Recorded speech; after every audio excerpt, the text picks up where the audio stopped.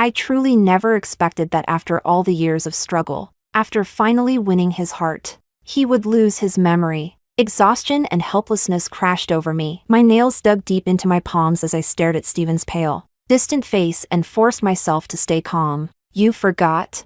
Steven looked up at me. His expression didn't change. Only the faintest trace of guilt flickered in his eyes. Yeah, it was almost laughable. I'd secretly loved him since childhood, swallowing those feelings for years. 3 years ago, I confessed while drunk. After that, I stopped holding back my pride. I chased him over and over again, or maybe begged was the better word. Rejected again and again. My heart had already reached its limit. Just when I was finally ready to give up, he turned around and chose me. And now, of all times, his memory had returned to the point right after my drunken confession, before we ever started dating. Believe it or not, we've been together for quite a while. I pulled out my phone, trying to find proof of our relationship, but as I scrolled through our messages, tears finally slipped down my face. It turned out that even after we got together, nothing between us had really changed. I was still the one constantly compromising and trying to please him. He was still indifferent, going through the motions, never truly caring. It felt as if a hand squeezed my heart tight before suddenly letting go. Air rushed back into my lungs, easing the suffocating ache. In the end, I wiped away my tears with the back of my hand and looked up at him. Steven lowered his long lashes. It was impossible to tell what he was feeling. So that's how it is? His voice was so quiet it was almost impossible to hear. After holding it in for so long, I suddenly stood up. I lied to you. Sorry. Chapter 1. I gave up. Forgetting him and refusing to walk down that same old road again seemed like the better choice. After all, life doesn't give you that many 3-year stretches. Youth doesn't. Love certainly doesn't. A complicated expression briefly crossed Steven's breathtakingly handsome face. His lips pressed tightly together, but he said nothing. It wasn't the reaction I'd expected. For a moment, I felt dazed. I opened my mouth, wanting to say something else, but no sound came out. Steven saved me from the awkward silence. His usual cool, reserved expression returned as he changed the subject. Sit down. Why are you standing? I shook my head and picked up my bag. If you don't want your parents worrying, then I won't tell them. I've already arranged a caregiver for you. I'll come visit when I have time. Steven responded with a quiet hum. His narrow eyes swept over me with detached indifference. Thanks. I said nothing. I turned around, closed the door behind me, and left in a hurry. Maybe letting go of someone wasn't as difficult as I thought. Maybe every setback I'd suffered before had been another step toward giving up. And today was simply where that road ended. I was exhausted. So exhausted that my legs felt weak. Leaning against the hospital wall, I slowly crouched down, pressing a hand against my hollow chest as I fought back the burning sensation in my eyes. I couldn't even describe what I was feeling. Steven had hesitated. I knew that if I stayed, we could probably end up together again. But who could accept that? Nothing hurts more than getting something you've longed for, only to lose it all over again. I'd rather spend 6 years chasing him than spend 3 years finally getting my happy ending, only to discover I'd been thrown right back to the starting line. I kept telling myself I wasn't upset. Then I rear-ended someone on the drive home. Looking at the 2 cars sitting several yards apart after the collision, I suddenly found the whole thing absurdly funny. Miss, you just hit my brand new Lamborghini. Why are you smiling? The owner of the car stepped out and leaned against my hood. Looking utterly confused, I looked up at the clean-cut young man standing in front of me. His face was bright, handsome, and full of youthful energy. Just like that, all the gloom weighing on me disappeared. Maybe that was the magic of youth. I'm sorry. Give me your contact information. I'll take full responsibility. I pulled out my phone and waited for his number. He looked me up and down before pursing his lips. You're way too pretty for that kind of hustle. Then he turned around and got back into his car without another word. I stood there in shock as he drove away. Only after replaying the conversation several times did I realize what he'd meant. He thought I was one of those gorgeous girls renting luxury cars to attract wealthy men. Did young people really have imaginations this wild nowadays? I climbed back into my car, laughing despite myself. Even after driving for miles, the encounter still felt oddly amusing. When I arrived at the dealership and headed to the waiting lounge for my ride home, I discovered the same guy was lying on a sofa fast asleep. What a coincidence. I walked over and nudged him. He woke up groggily, blinking at me. What are you doing here? Getting my car repaired. And no, I wasn't running some scam. Young people really need to stop jumping to conclusions. What's your name? Put the repair bill on my tab. Isaac. I nodded and turned to find an employee. Before I could leave, Isaac grabbed my wrist. No need. He pulled out his phone, lowered his gaze, and brought up a QR code. Pretty lady, scan me. I should have refused, but seeing his reddened ears, soft hair, long eyelashes, and the lingering baby fat in his cheeks, my heart softened. I took out my phone and added him. So your name is Rebecca. Isaac raised an eyebrow and flashed a grin, revealing 2 small canine teeth. Nice name. He actually looked rather cool at first glance. Long eyes, hooded lids, slightly upturned corners, a sharp nose, a perfectly defined jawline. Yet somehow he still carried that irresistible puppy boy charm. The moment his eyes fully opened and he smiled,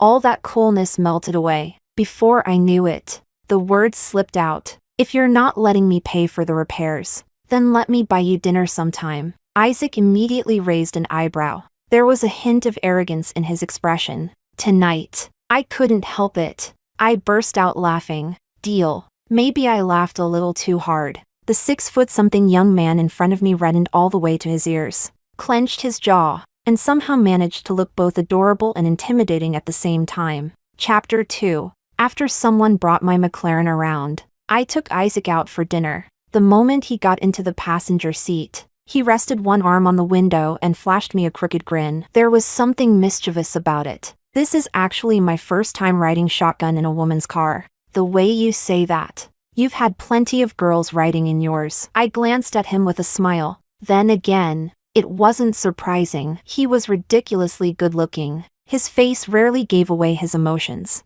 but his ears did. The second he got teased, the tips turned bright red, innocent to an almost absurd degree, yet somehow blessed with the face of a total player. No, never have. I turned the steering wheel and took a corner, deciding not to tease him any further. Just as I parked outside the restaurant, my phone lit up with a call from Mom. Didn't Steven come back from his business trip? Why can't anyone reach him? His mother even called me asking. Damn. I had been too busy feeling sorry for myself and completely forgot that Steven's phone was broken. He lost his phone. I'm having lunch with him right now. We're getting a replacement SIM card this afternoon. I'll call you later. Afraid my lie would fall apart, I hung up immediately. Beside me, Isaac stared at me wide-eyed. Pretty girls really can lie without blinking. Why did that make me feel oddly guilty?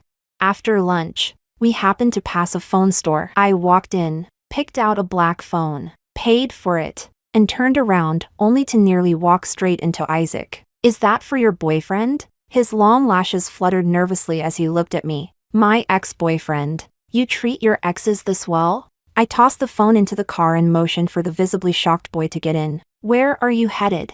I'll give you a ride. You should deliver the phone first. I'm not in a hurry. Isaac leaned back in his seat, looking completely at ease. Your ex might be. His chin tilted slightly upward, handsome and effortlessly bold. I couldn't help laughing. We just broke up. As I spoke, I slammed my foot on the accelerator. The engine roared, and the car shot forward. Maybe young people really did enjoy thrills. Isaac grinned. Then that's great. You only realize someone better is waiting for you after you leave the wrong person. The next one? Was he talking about himself?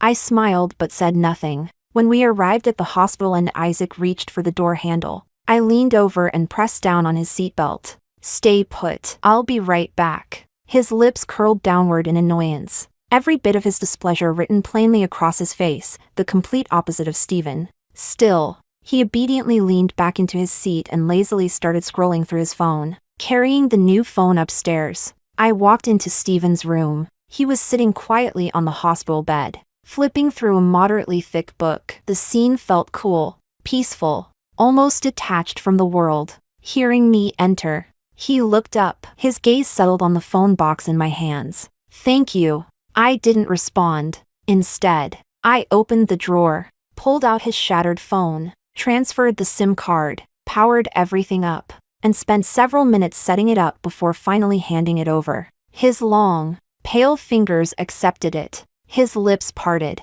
and I could already tell he was about to thank me again. I cut him off. You've said thank you more today than you did in the entire last year. What happened? Losing your memory made you polite? For once, he looked genuinely surprised. Then his jade-like features softened into a sincere, gentle smile. The sight sent a sharp pain through my chest. Maybe all these years, I had been the one making things difficult for him, using love as a cage, trapping both of us in a situation neither of us could escape. Bitterness surged up so suddenly that I almost lost control. I quickly lowered my head. I'm leaving. The words barely left my mouth before I fled the room. The moment the door closed behind me, tears slipped down my cheeks. I steadied myself, wiped them away, and slowly exhaled as I headed downstairs. It's okay. When you've made a mistake, you can always fix it. But why was loving someone I could have had in the first place a mistake? A mistake so serious that fate itself had to correct it. So serious that something as absurd and melodramatic as amnesia had to happen to us. Only then did I realize I wasn't just exhausted enough to let go.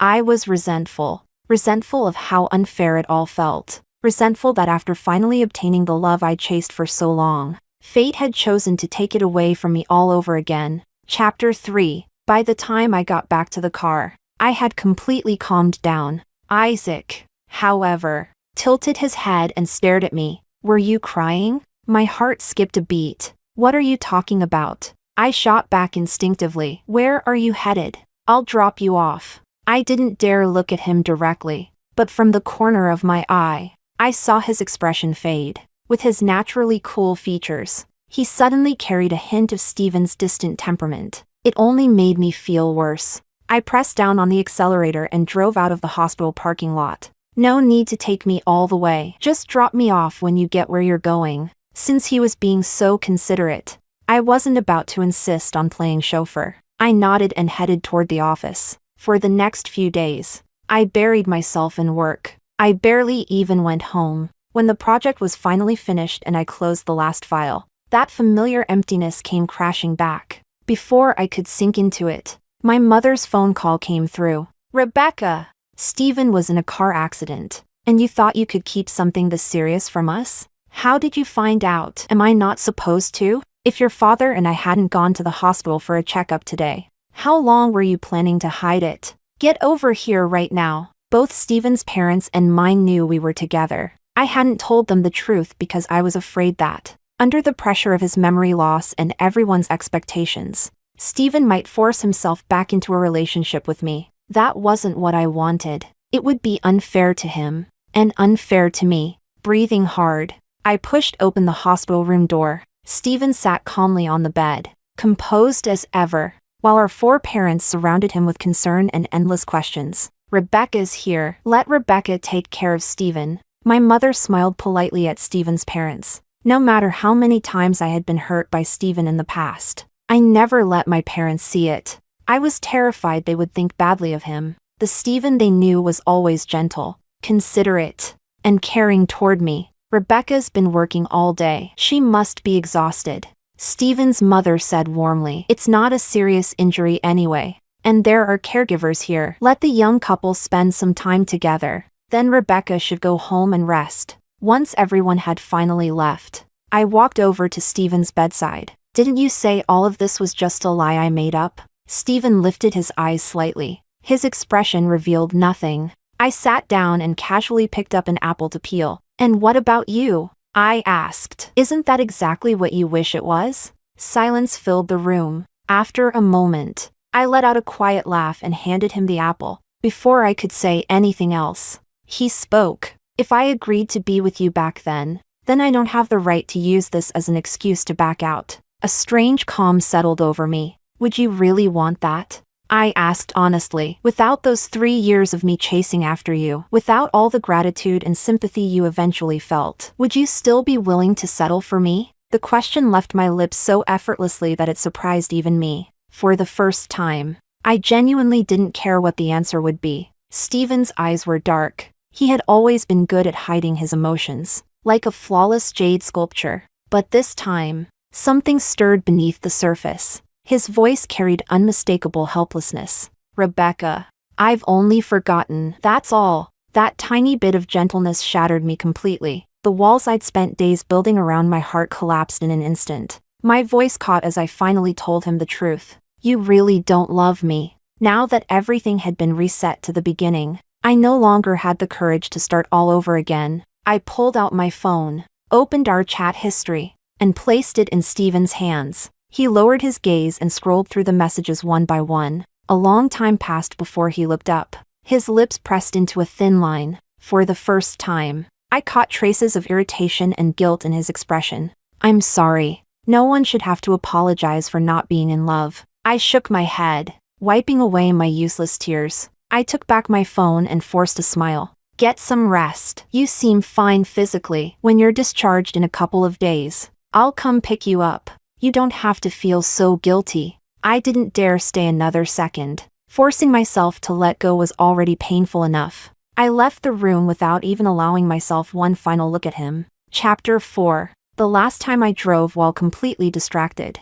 I ended up in an accident. The repairs alone had cost hundreds of thousands. This time, I drove with extreme caution, practically crawling down the road. While waiting at a red light, a WeChat notification popped up. Beautiful. What a coincidence. Curious. I opened it. Another message immediately followed. Look behind you. I turned around and saw Isaac's pale arms stretching lazily out of his car window, waving at me with an easy, unhurried motion. In a life tangled with exhaustion and complications, who still gets excited over a chance encounter? Most people lower their heads. Most people choose distance. Most people choose loneliness. But I couldn't deny it. At that moment, my mood lifted because of his simple what a coincidence. A call came through. My friends and I are going to shoot some pool. Want to come? Isaac had asked me out countless times over the past few days, and I'd turned him down every single time. Young people really did seem to have endless enthusiasm. I checked the time. Only 9 o'clock. Still early. Going home would just mean sitting alone with my thoughts. Sure. Isaac overtook my car and pulled ahead. I followed behind him. When we entered the private room, I found several boys and girls around his age lounging on the sofas. For the first time, I felt the pressure of getting older. Damn, I was old. Holy crap. Isaac! A handsome guy in a blue t-shirt jumped to his feet. Where did you find a gorgeous woman like that? Got any more? He reached out to sling an arm around Isaac's shoulder. Isaac sidestepped neatly and wagged a finger. One of a kind. There was a hint of pride in his voice. A touch of smugness. It was oddly amusing. Later, as everyone took turns around the pool table, I leaned against the side with a drink in hand, watching Isaac line up his shots. His profile, the smooth lines of his back, the effortless confidence in his movements. A dangerous thought surfaced in my mind. It wasn't affection. It was escape, a desperate urge to release all the ugly emotions I'd been suppressing for days. I drained my glass in one swallow and forced the feeling down. How about a game? His eyes lit up instantly. 2 little canine teeth appeared when he smiled. He looked bright, spoiled, and unbearably young. I really hate losing. I chalked the cue stick casually. Then I'll let you win. The simple sentence immediately triggered a wave of laughter and teasing from everyone in the room. Steven had always loved pool. Years ago, just to spend more time with him, I'd hired professional coaches and practiced obsessively. At one point, I was practically training like a professional player. But Isaac was genuinely good. I made a small mistake midway through the game. Knowing how much he loved winning, I didn't fight to recover. I simply let the match unfold, and let him win. In the end, he stood beneath the overhead lights, cue stick resting in one hand, his long eyes tilted upward toward me. The smile on his lips was dazzlingly arrogant. Behind him, his friends cheered and applauded. The entire scene blurred into something that felt like a painting unfolding before my eyes. For a brief moment, something inside me ignited. The suffocating heaviness I'd carried since Steven's accident finally cracked open. Part of me wanted salvation. Another part wanted to drag someone else down with me. Isaac, I'm not a good person. I told you that already. So, Isaac set down his cue stick and walked over. Did you let me win?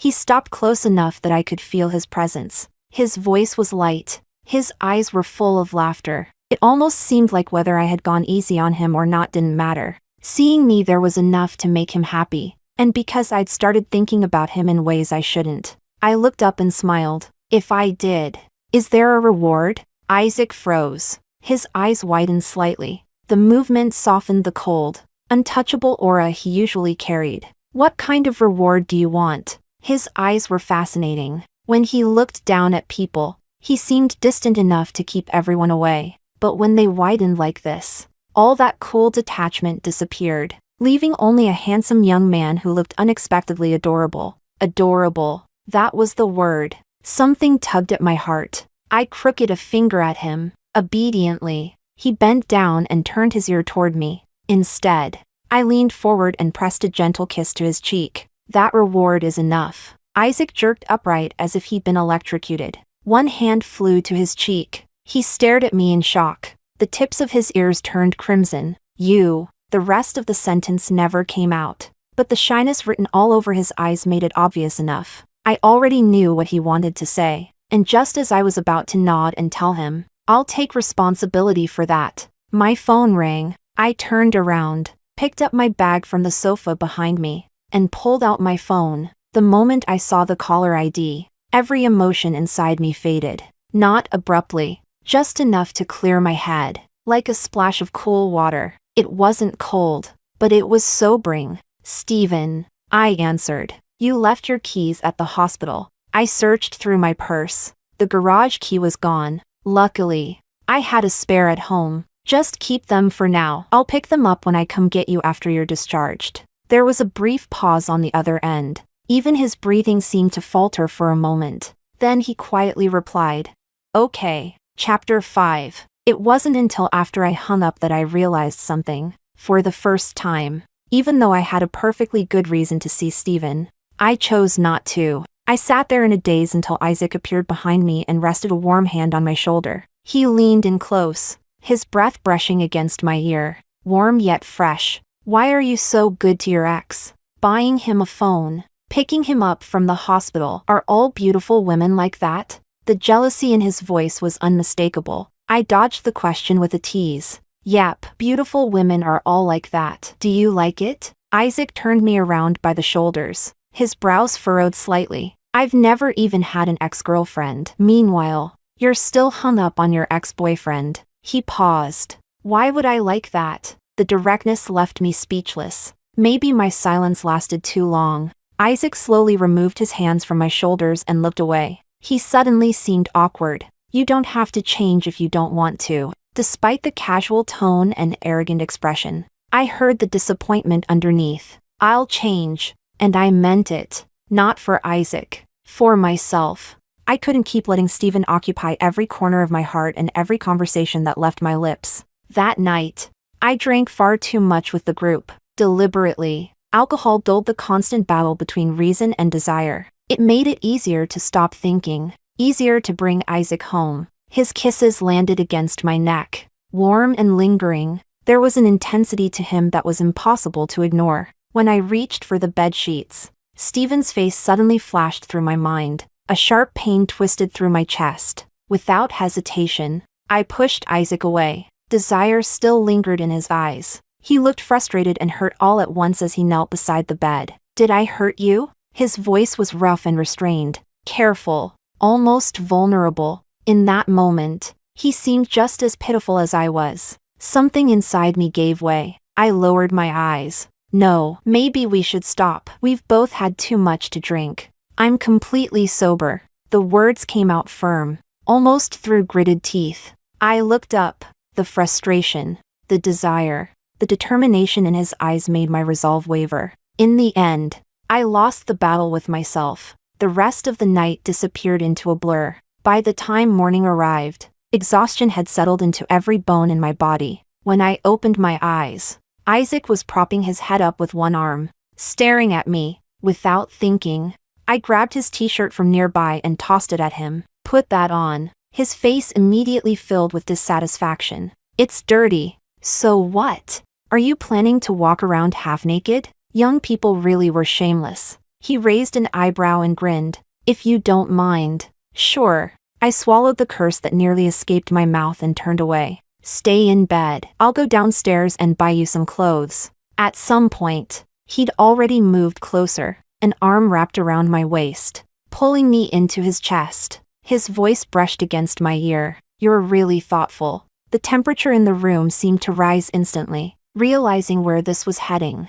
I quickly pushed him away. Get back in bed. Apparently, he hadn't expected me to snap at him. A stubborn lock of hair stuck up from the top of his head as he stared at me in surprise. The sight was unexpectedly adorable. I couldn't help laughing. Then I escaped to the bathroom before he could say anything else. After buying clothes and breakfast, I returned and tossed the shopping bag onto the bed. Breakfast's ready. Get dressed and come eat. Isaac stared at me. Just stared. What? I asked, confused. A slow smile appeared on his face. He leaned over and whispered something into my ear. My face instantly caught fire. Seriously, I couldn't deal with this man. Just wear what I bought and go home after breakfast.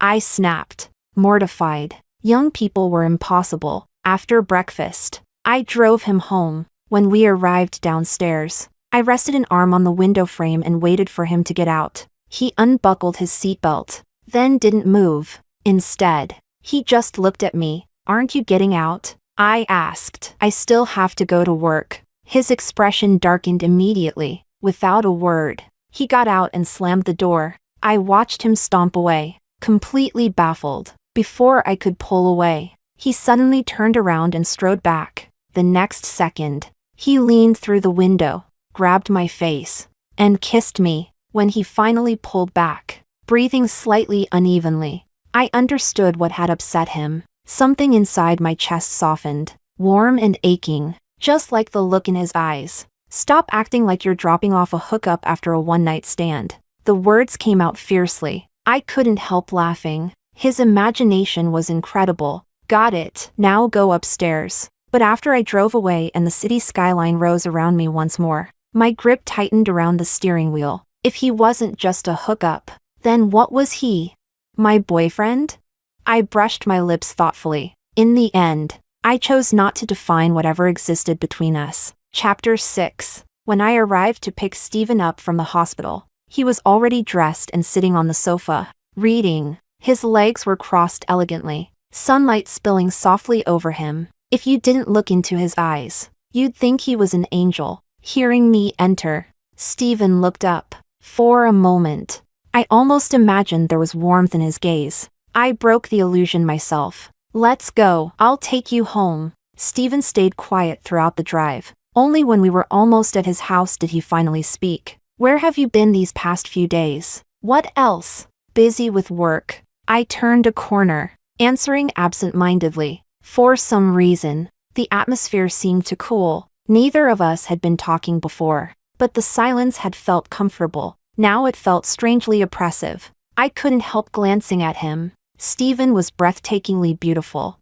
as though carved by the hands of a master artist. But now, a faint crease had appeared between his brows, and his pale lips were pressed together. What's wrong? As always, I found myself helpless whenever he seemed unhappy. One eyebrow lifted slightly. The tension in his expression eased. Nothing. Then he added calmly, You've done a lot for me lately. Let me take you to dinner tomorrow. Tomorrow? Isaac had been trying to see me for days. I'd canceled on him again and again because I didn't know how to face him, and he'd become increasingly annoyed because of it. I'd finally promised to have dinner with him tomorrow.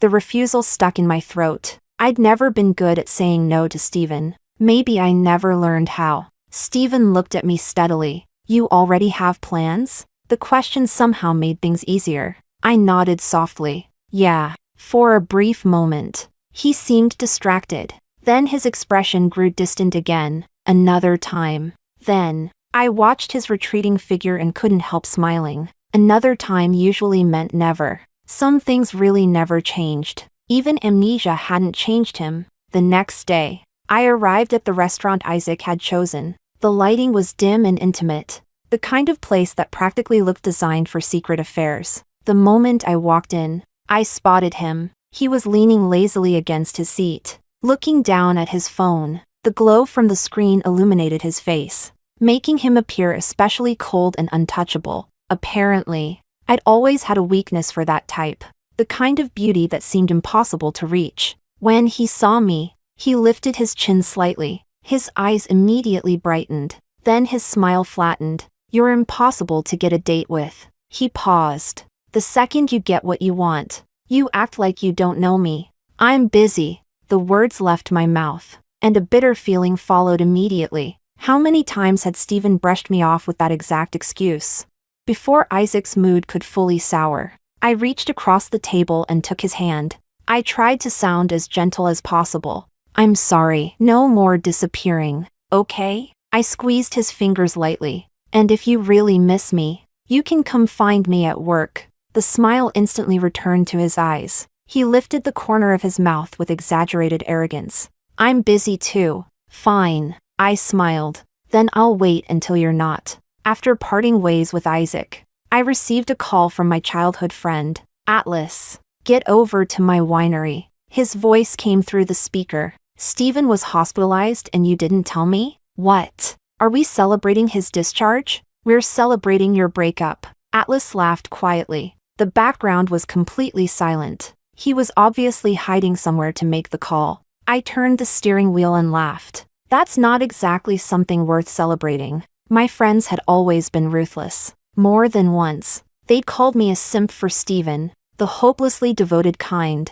Atlas hummed meaningfully. The tone made it clear he disagreed. He simply couldn't be bothered explaining why. To him, I'd escaped a sinking ship. That sounded like a victory. He lost his memory. I pressed down on the accelerator a little harder than necessary. The sudden force pushed me back against the seat. My heart jumped unexpectedly. He forgot the last 3 years. I stated the fact as calmly as possible. "What?" Atlas sounded genuinely shocked, surprised, and oddly anxious, as if he just realized something terrible was about to happen. Rolling my eyes at his dramatic reaction, I hung up and ignored him. Chapter 7. I had barely stepped into the winery when I heard people teasing Stephen, probably because he'd lost 3 years of memories and now seemed a little clueless.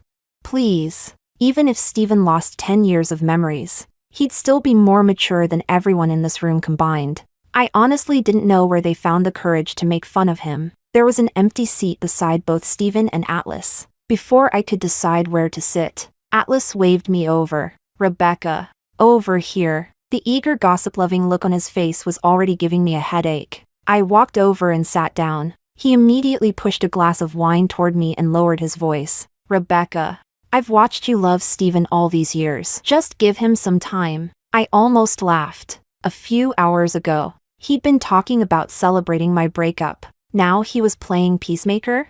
An inexplicable irritation rose in my chest. I frowned and took a long swallow of wine. "You just said you've watched me go through all this. Stephen's your friend." "Sure, but aren't I your friend too?" I set down the glass. "Why am I the one who has to keep waiting?" I kept my voice low despite my annoyance. I didn't want to make a scene. Atlas fell silent for a long time. Then he finally offered a weak excuse that was almost laughable. "Stephen likes you." Bullshit. That one slipped out louder than intended. Stephen looked over immediately. His gaze landed on me. Calm, detached, completely unreadable. That was supposed to be love?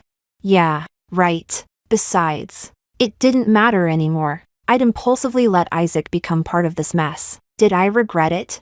Of course I did. At least a little, but I still had enough sense of responsibility to deal with the consequences of my own choices. Since Stephen had only just been discharged from the hospital, he wasn't drinking. He was the designated driver. The rest of us handled the alcohol. By the end of the night, everyone unanimously decided that Stephen should take me home. Before leaving, I gave Atlas a long look. Seriously, there was something wrong with him. I leaned back in the passenger seat with my eyes closed while Stephen backed the car out of the parking lot. After a while, he asked, "Didn't you have plans today?" They ended early. Then Atlas called. So I came over. That was quick. His tone was flat. I responded without thinking. What? Should it have gone longer? There was no challenge in my voice, just a casual question. Apparently, Stephen interpreted it differently. His lips pressed into a thin line. Rebecca. His voice was low, heavy. He said nothing beyond my name, but the displeasure underneath was unmistakable. The sound of my name on his lips snapped me back to reality. Only then did I realize how strange this all looked. Dinner with Isaac, then drinks with Stephen and our friends. The seamless transition suddenly made me feel a little guilty. I licked my lips nervously. I need to tell you something. Stephen didn't even glance at me. His cold response was permission enough to continue. Maybe because he seemed so indifferent, my confidence returned. I have a boyfriend now. After all, earlier tonight he'd openly told everyone we'd broken up.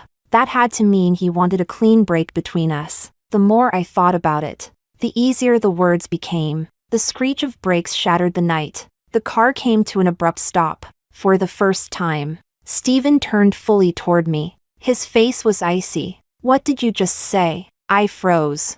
I'd never seen him look like this. Stephen was always composed, always in control. He never let his emotions show. But right now, anger was written plainly across his face. My heart slammed against my ribs. For some reason, I suddenly felt guilty. I straightened instinctively, trying to sound confident. "Didn't we break up? And you lost your memory?" I swallowed. "Think about it. I spent 3 years chasing you before we got together." Another swallow. That means we're missing 3 years. 3 years of history. 3 years of feelings. 3 years that no longer existed for him. And honestly, even before the accident, being together had often felt like not being together at all. The gap between us had always been bigger than 3 years. Stephen narrowed his eyes slightly. Then a smile appeared, sharp, mocking. His grip tightened around the steering wheel until his knuckles turned white. Finally, he spoke. "Do whatever you want." Then he hit the accelerator. Hard. The car shot forward, way too fast. And the worst part? This was my car. The atmosphere inside turned unbearable. I couldn't understand it. His memories had reset to the point before we ever dated. So why was he reacting like this?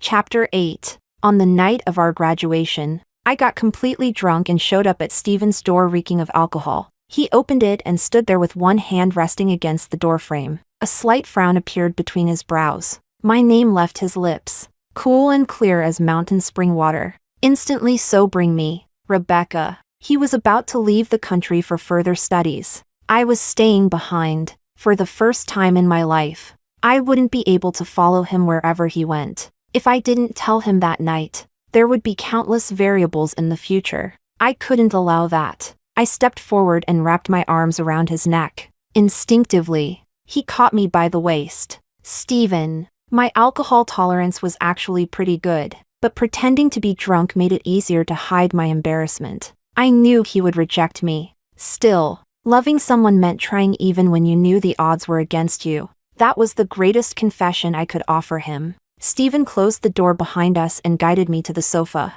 Then he turned toward the kitchen. I immediately grabbed his wrist. "Don't go. I'm getting you some water." His voice was as cool as ever. Yet somehow, I heard a trace of gentleness beneath it. That tiny bit of kindness gave me more courage than it should have. "I like you, Stephen." Silence filled the room. After a long moment, he gently removed my hand from his wrist. "You're drunk." A rejection, an escape route, gentle and cruel all at once. I forced my eyes open and looked directly at him, using every ounce of courage I possessed. I continued.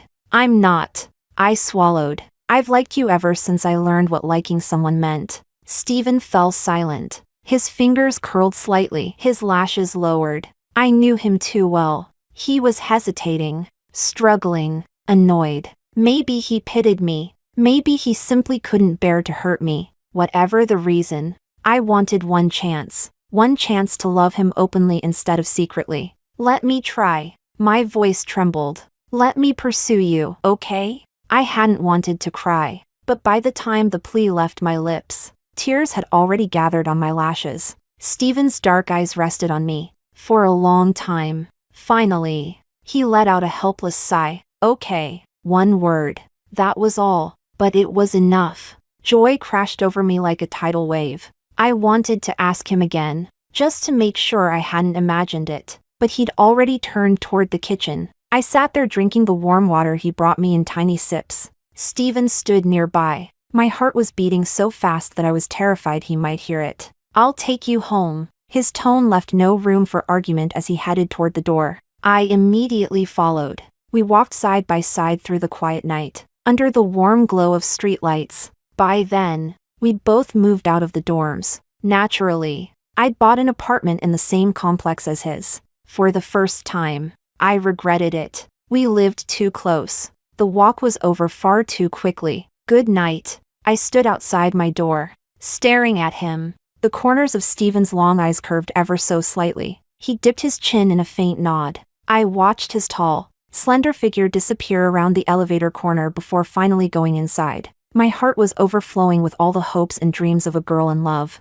That night, I didn't sleep at all. By the time I finally drifted off, dawn was already breaking. When I woke up again, the sun was high in the sky. The first day after my confession, I was ridiculously excited. I slipped into a fitted red dress, carefully applied my makeup, and called Steven. "Want to go out today?" "No." His answer came immediately. "I've already spoken with my advisor. I'm working on a project." I heard the sound of a glass being set down. Instantly, I could picture him. Silver-rimmed glasses, focused expression, calm concentration. The image softened my heart. "Then I'll buy some groceries and come over." I smiled. "I'll cook for you." There was a brief pause. He seemed about to refuse. Then, perhaps remembering what he'd agreed to the night before, he relented. "Okay." The change in his attitude didn't escape me. It filled me with renewed energy. In an excellent mood, I headed to the supermarket, buying vegetables, fruit, and fresh meat before making my way to his apartment. A few moments after I knocked, Steven opened the door. He was dressed in gray. The color softened his usual coldness, making him seem gentler somehow. Without a word, he took the grocery bags from my hands and carried them into the kitchen. I followed him inside. To my surprise, he was already washing vegetables with practiced ease. Watching his back, a ridiculous fantasy suddenly surfaced. It felt like we were married. The thought sent warmth flooding through me. "I'll do it." Without looking up, Steven placed the cleaned vegetables into a basket. "We'll do it together." Together was even better. It felt even more like marriage. Later, as we sat before a table filled with dishes we'd prepared side by side, I picked up my chopsticks. And in that moment, I was certain that no meal in the world could ever taste better than this one. Chapter 9. Steven stayed busy throughout the entire summer. I started taking on more responsibilities at the company, but I still made time to see him whenever I could. Sometimes I'd cook for him. Sometimes we'd take a walk together. Then he left for the United States. Only after an ocean separated us did I understand how terrifying distance could be. When someone doesn't love you, they don't have the energy to maintain a relationship through a screen. Again and again, I waited. Again and again, I hurt. Again and again, I tried to move on, yet the messages I received were always the same. "Sorry, I just saw this. Busy. The experiment just finished." To ease the constant feeling that I was slowly losing him, I kept flying back and forth between China and the United States. Over those 3 years, I bought a total of 172 round-trip tickets. The day Steven graduated, I arrived carrying a bouquet of flowers. From a distance, I watched him standing beneath the sunlight, watched the way the golden light wrapped around him, making him seem almost divine. And suddenly, I felt at peace. Loving someone didn't necessarily mean possessing them. Maybe the best ending for my humble, one-sided love was to let it remain frozen at its most beautiful moment. "Steven, congratulations on graduating." I walked over and shoved the bouquet into his arms. The corners of his lips lifted slightly. The smile was unusually gentle. His gaze was so captivating that it made me want to try one more time. Just once. "It's been 3 years. I forced myself to sound cheerful, disguising the panic in my heart. "So, do you want to be with me?" This is the last time I'll ask. What happened next completely caught me off guard. Steven's eyes curved slightly. "Okay." For a moment, confusion overwhelmed even my happiness. I didn't know what to do with my hands. I could only grip the hem of my shirt tightly. Stephen's gaze lowered. Then he freed one hand from the bouquet and reached for mine. Our fingers intertwined. Still nervous? The rare teasing tone instantly relaxed me. A second later, the meaning of his answer finally sank in. Joy flooded through me. I wrapped my arms around his neck and pressed a quick, light kiss to his lips. Stephen's eyes darkened immediately, and for perhaps the first time in my life, I saw the tips of his ears turn red. Unfortunately, even fate seemed to think this love had been forced into existence, so it erased everything, and returned us to the beginning. Chapter 10. We're here. Stephen's cold voice broke through my thoughts. He was obviously still in a terrible mood. Pulled back from my memories, I nodded absent-mindedly, unfastened my seatbelt, and stepped out of the car. One foot had barely touched the ground when I heard his restrained voice behind me. Rebecca. I turned around. He looked at me, but no words followed. His brows were furrowed as if he didn't know what he wanted to say. All that remained was endless frustration. So even 3 years ago, I had already been little more than a burden to Stephen, something neither desirable nor easy to let go of. A tasteless obligation, leaning against the butterfly door of my McLaren. I laughed softly. Stephen, even fate thinks we're wrong for each other. I looked at him. It gave us another chance. A chance to start over and make different choices. My smile faded slightly. So what are you still hesitating about? Look forward. Don't look back. Don't make this harder for me. Yes. The moment I realized what I had meant to Stephen 3 years ago, I was hurt. I was Rebecca. I always tried to do everything perfectly. So how had I spent so many years turning myself into someone's second choice? Something they settled for when nothing better came along. How pathetic was that? The hangover was brutal. I couldn't drag myself out of bed. Just as I was deciding to skip work, my phone rang. Beautiful. I just woke up and already miss you. Isaac's voice was soft and sleepy, almost boyish. I smiled without even opening my eyes. Then come over and bring me breakfast. His tone instantly brightened. The sweetness in his voice was so obvious that it lifted my mood immediately. For the first time in a long while, everything felt light. I forced myself out of bed, took a bath, did my skincare routine, and had just finished applying body oil when the doorbell rang. Opening the door, I found Isaac standing there with enough breakfast for an entire family. I took the bags from him. How am I supposed to eat all this? Try a bite of everything. You're ridiculous. Rich kids really are something else. Suddenly, a pair of strong arms wrapped around my waist. Before I could react, Isaac pulled me against him. His lips brushed near my ear as he whispered teasingly. You called me a rich kid. Doesn't that mean you should spoil me a little? Get lost. The words had barely left my mouth before he turned my face toward him and kissed me. By the time breakfast finally happened, it was considerably later than either of us had planned. Young people really did have endless energy. Ever since clearing things up with Stephen, something inside me had become lighter. I stopped running from Isaac, stopped hesitating. Instead, I began enjoying his enthusiasm, and returning it, until one afternoon, while walking hand in hand with him after leaving a Chanel boutique, we ran into Stephen. The moment I saw him, I instinctively pulled my hand away from Isaac's. Instantly, without thinking, I didn't understand why. I didn't dare look at Isaac's expression. I didn't dare look at Stephen's either. A tightness squeezed around my heart. Guilt. Fear. But fear of what? Fear of whom? Stephen walked over. His gaze settled on me briefly. Calm. Unreadable. His eyes were dark, concealing every emotion. Yet somehow, I felt ashamed. Pathetic. After he walked away, I realized Isaac had already put some distance between us. He leaned lazily against a railing. His expression was cold. Beneath that coldness simmered unmistakable anger. He was waiting for an explanation. I had none to give. I rubbed the bridge of my nose. I just reacted without thinking. The excuse sounded weak even to me, but it was true. There had been no calculation, no intention, no conscious choice at all. Isaac pressed his tongue against the inside of his cheek and cut me off. Your ex? He didn't seem to need confirmation. A bitter smile appeared on his face. You can't let him go. His laugh carried nothing but mockery. So why did you drag me into this? The anger in his voice was impossible to miss. Then he turned and walked away. fast, as if he were trying to escape.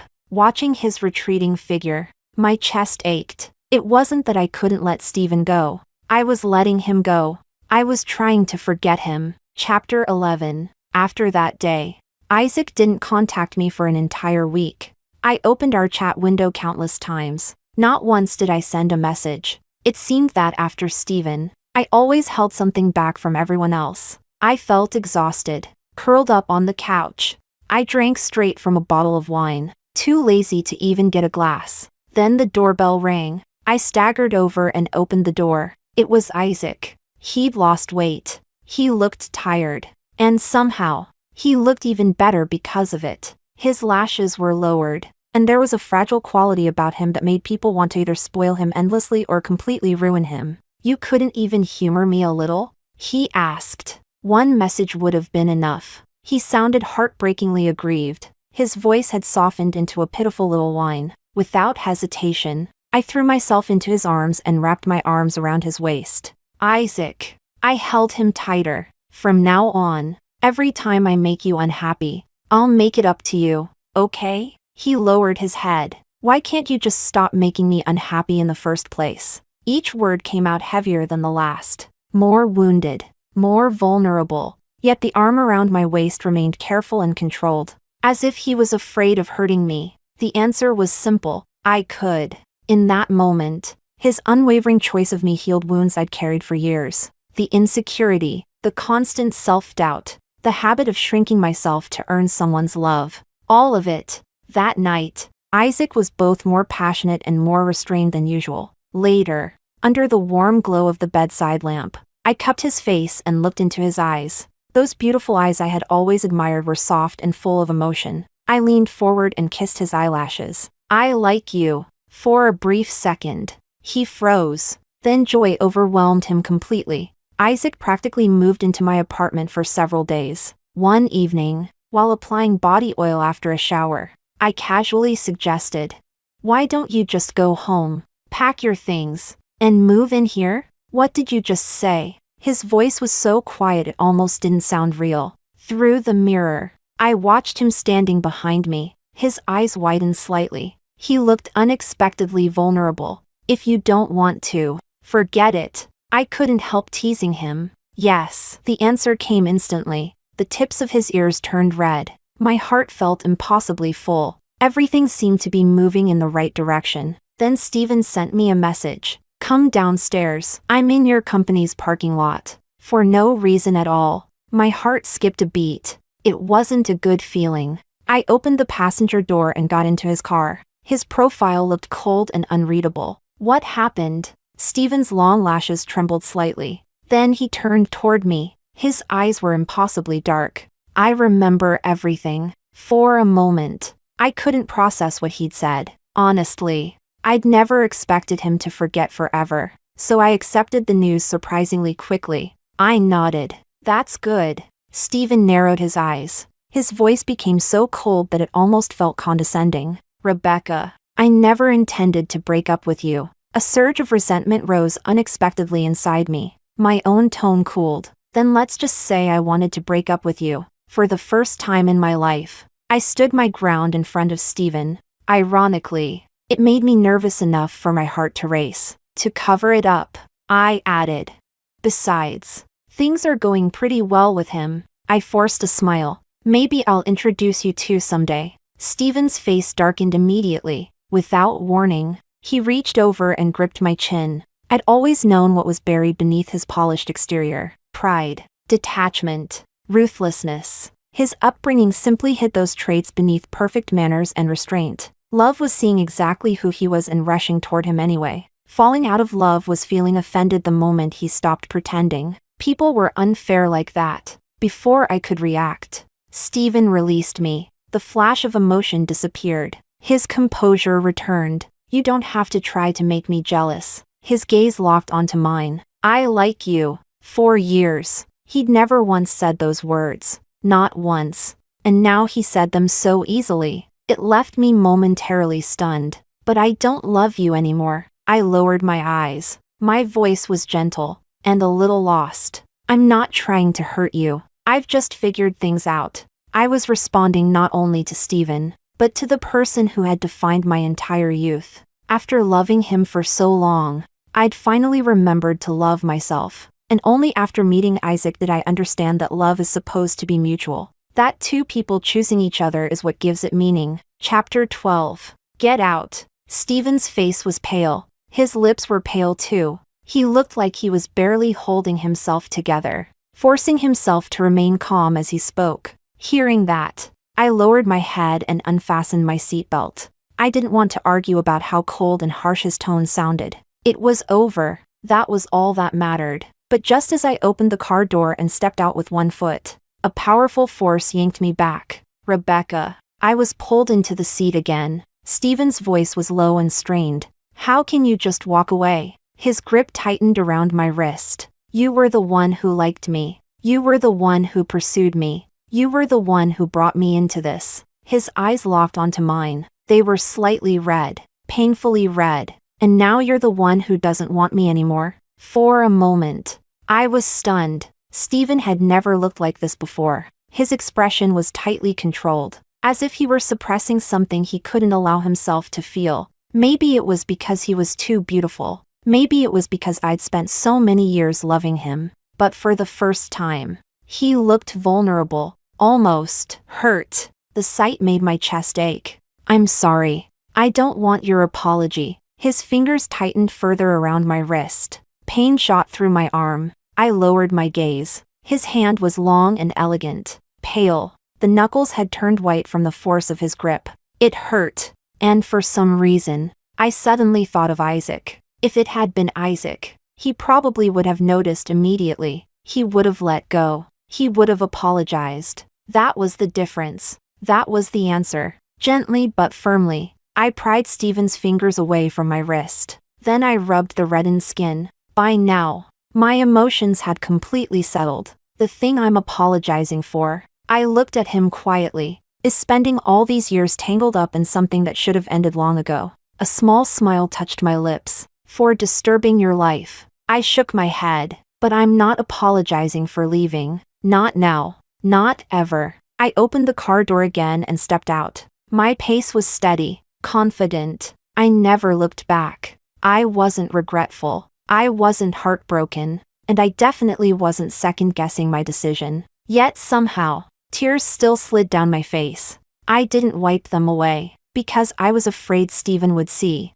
And if he did, he might mistake them for proof that I still couldn't let him go. Chapter 13. I thought I had made myself clear that day. What I didn't expect was to see Steven downstairs when I went to pick up a package. He was sitting on the hood of his car. The car was black. He was dressed in black. The streetlights didn't even reach him. And yet, somehow, I recognized him instantly. Maybe when you've loved someone for that long, even after you've let them go, you still possess the ability to find them in a crowd with a single glance. My grip tightened around the package. After a moment, I walked over and stopped in front of him. What are you doing here? Why don't you love me anymore? Steven didn't look up. He simply asked the question in a low voice, sounding genuinely confused. Before I could answer, his gaze lifted and settled on me. Then it stopped at my neck. For the first time, color appeared on Steven's usually cold face. Crimson,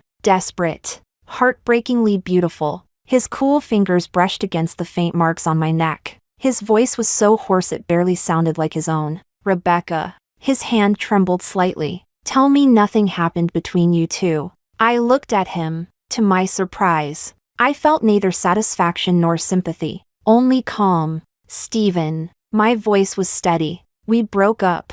We broke up a long time ago. The words seemed to ignite something inside him. The flawless face I'd always compared to a jade sculpture suddenly became vivid with emotion. Beautiful. Sharp.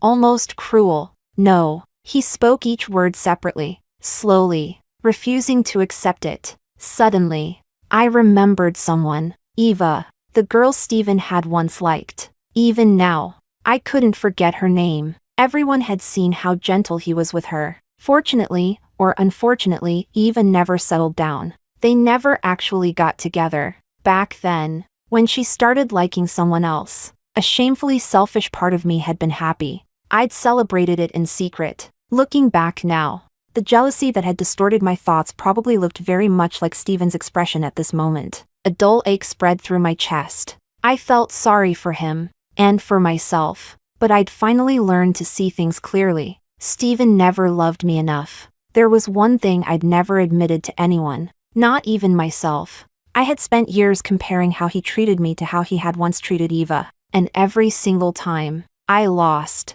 Steven. Saying it aloud turned out to be easier than I'd imagined. You're not in love with me. I took a breath. You're just unwilling to accept that after loving you for so many years. I finally walked away. His jaw tightened. I continued quietly. Love doesn't look like this. Neither does affection. Do you still remember Eva? I was jealous of her. The words rose to my lips but never escaped. Rebecca. His voice cracked. Don't tell me what I feel. Moisture clung to his long eyelashes. He paused, then whispered.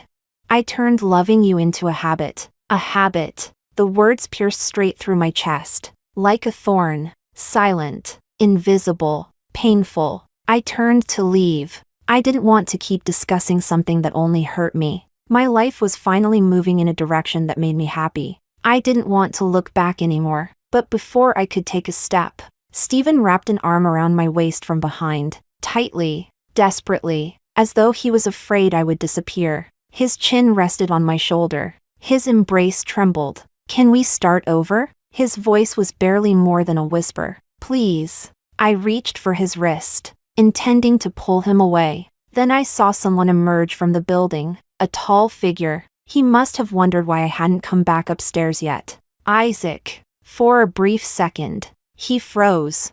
I couldn't even make out his expression. Then he turned around and walked away, fast. So fast it looked like he was running, escaping. Not once did he stop. Not once did he come over to demand an explanation. Not once did he ask a single question. The realization hurt more than anything else. He was so afraid of hearing the answer that he couldn't even bring himself to ask. My eyes filled with tears. I turned back to Steven. Do you remember? My voice shook. When I asked for your permission to pursue you? He stared at me silently. I swallowed hard. Then respect me now. I said no. I pulled his hand away from my waist. Can you let me go? My voice softened. Can you stop interrupting my life? The strength left his arm instantly. After removing his hand completely, I glanced at him one last time. His eyes, once dark and brilliant, had gone hollow. His face was pale, his lips even paler. I'd always thought he resembled a perfect jade sculpture. Now he truly did. Exquisite, flawless, and utterly lifeless. I didn't stay. I turned and ran in the direction Isaac had disappeared. He looked so hurt. He was probably hiding somewhere alone. Maybe even crying. Winter had stripped the world bare. The snow hadn't even arrived yet, and the cold already cut through everything. But as I ran toward Isaac, my heart was warm, burning hot. Chapter 14. I thought it would take me a long time to find Isaac. But even when a puppy throws a tantrum and runs away from home, it never dares wander too far. Maybe it's afraid of getting lost. Or maybe it's afraid of missing the person who comes looking for it. I found him sitting outside a convenience store, his eyes red. A pack of beer rested beside his feet. Looking so heartbroken and miserable, he had attracted the attention of several girls nearby who kept stealing glances at him. I walked over, crouched down, and took the beer from his hand, looking into his watery eyes. I spoke gently. Let's go home, okay? Is there still room for me there? Isaac reached for the beer. Fortunately, I held on tightly, failing to take it back. He looked up at me with a resentful expression. His eyes were wet. His face was full of grievance. I took a sip from the beer and grabbed his chin. Then I kissed him. When I pulled away, I smiled. How about I feed it to you like that when we get home? I pointed at the unopened beers on the ground. We can finish all of them. Isaac followed my gaze. The tips of his ears immediately turned red. Still trying to act upset, he muttered in a sulky voice. I wouldn't exactly object. Out of the corner of my eye, I noticed the shocked expressions of the girls standing behind him. Several of them had covered their mouths in disbelief. Laughing, I stood up and offered him my hand. Isaac ignored it. Instead, He climbed to his feet on his own and started walking ahead with exaggerated arrogance, carrying the beer behind him. I couldn't stop smiling. "Hey, Your Highness." He didn't look back. I continued anyway. I didn't agree to let my ex pursue me again. I quickened my pace. Honestly, I still prefer younger men. Isaac stopped instantly, turning around. He stared at me. His face darkened. What if I get old? I blinked. That train of thought was truly unique. Jogging over, I stuffed the beer into his hands and rose onto my toes. A quick kiss landed on his lips. Then I'll only like the young man named Isaac. When we reached the entrance of the building, Stephen was still there. The person beside me immediately became unhappy again. His eyes were still slightly red, but now there was something playful and mischievous hidden beneath them. "I want to kiss you." His gaze locked onto mine. Right now. I didn't hesitate. My arms wrapped around his neck. Snow had started falling. The first snow of winter. Kissing the person you loved beneath the season's first snowfall. There probably wasn't anything more romantic than that. Later, Isaac led me upstairs. The apartment felt warm and safe. By the end of the night, all I could think was that age had nothing to do with knowing how to care for someone. When you truly loved a person, treating them well became instinctive, something written into your very nature. There was no such thing as turning love into a habit. That wasn't love. At some point, the moonlight outside became too bright. I climbed out of bed and walked over to close the curtains. Then I froze. Down below, a lone figure stood in the snow.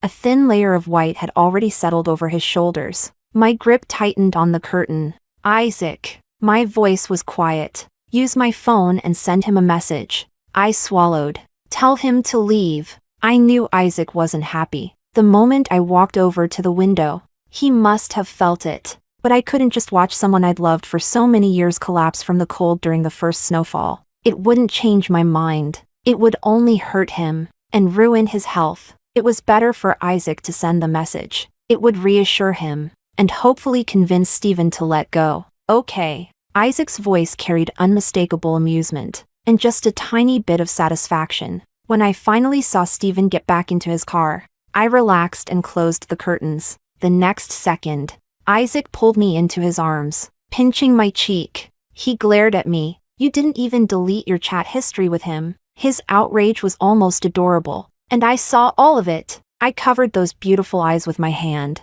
The jealousy and irritation spilling out of them was almost impossible to face directly. "I'll love you like this too someday." I smiled softly. More and more. Unexpectedly, Isaac froze. Then he lowered his head and buried his face against my neck. His voice came out muffled, soft, stubborn, a little aggrieved. "You don't have to." He paused.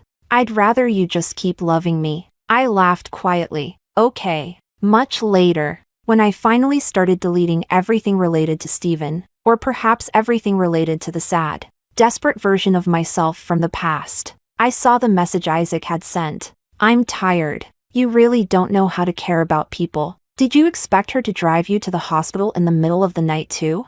A little later, after reading more of our old conversations, he'd added another message. "I'll treat her well, better than she ever treated you." I deleted everything else, but I kept that final message, because I was grateful that someone in this world understood my fears, my compromises, my years of loving someone who never loved me the same way. And that person just happened to be Isaac. Chapter 15, Sweet Bonus. While looking for something, I unexpectedly dug up an old diary. The moment I realized what I must have written in it back then, my heart sank. I tossed it into a storage box beside me. The sound wasn't quiet. It startled Isaac, who had been curled up on the sofa. He walked over, crouched in front of me, and looked at me with bright eyes. "Why do you look unhappy?" A moment ago, I had only been annoyed. Now I was terrified that he might read my diary. Apparently, the guilt was written all over my face. Isaac's captivating eyes narrowed slightly. There was something oddly fierce about his expression, cute and intimidating at the same time. It gave me a strange mix of excitement and nervousness. His long fingers slipped into the storage box and rested on the diary. His voice was gentle, yet oddly dangerous. "Can I read it? Could I really say no? Just don't get mad after you read it.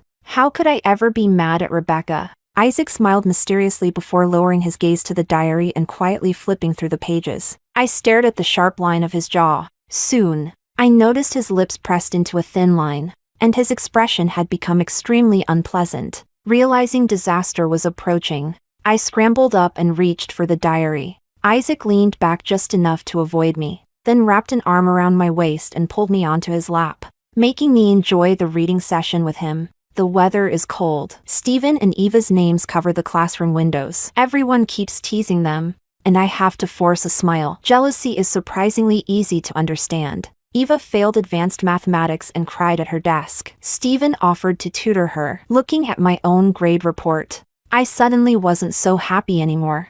Eva started dating Jishin from the mathematics department. Stephen has seemed distant these past few days, but he doesn't look that heartbroken. Maybe he never liked her that much. I feel awful for saying this, but I'm secretly happy. I suddenly covered the page with my hand. I don't want you to read anymore. With a snap, Isaac closed the diary and tossed it aside. Then he cupped my face and pressed his lips against mine. I'm not jealous at all. He paused. I'm secretly happy. For some reason. Those words made my heart feel both warm and aching. Of course, Isaac soon proved through actions rather than words that he was, in fact, very jealous. By the time night fell, he pulled me to my feet. Come with me. I want to show you something. I was exhausted, with my head hanging low.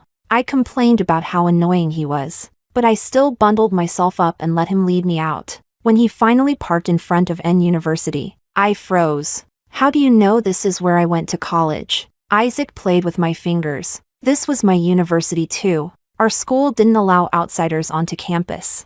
I had no idea what he said to the security guard at the gate. He even pointed at me while explaining something. Eventually, the guard let us in. Hand in hand, we walked through the snow-covered campus of my memories. My heart swelled with emotions I couldn't quite describe. Eventually, he led me to the classroom where I used to study during my freshman year. Isaac climbed through the window, unlocked the door from the inside, and let me in. Then I saw him standing by the window overlooking the sports field. Quietly, he traced 2 names onto the fogged glass. Isaac, Rebecca. My eyes instantly turned red. The cold white classroom lights illuminated his tall, slender figure from behind. How could someone step so perfectly into your life and heal every wound your younger self had ever carried? Before I realized it, I had already walked over. Standing at the next window, I wrote our names too. As more names appeared across the misty glass, it gradually became filled with countless repetitions of Isaac, Rebecca. At last, the old memory of Stephen Eva was completely erased. Rebecca, there was a period when your university was under lockdown, Isaac said softly, bending closer until our noses nearly touched. You tried climbing over the wall and got stuck on top of it. I was the one who helped you down. I stared at him in surprise. I remember thinking then, this girl is way too adorable. His eyes darkened with what seemed like endless regret. I wrapped my arms around his neck. Then why didn't you recognize me when we met again? Isaac lowered his gaze. I didn't dare believe it was you, and I wasn't sure. Slowly, the fog blurred the names on the glass once more. But this time, there were no classmates teasing us, which meant I could finally kiss my boy properly and without interruption.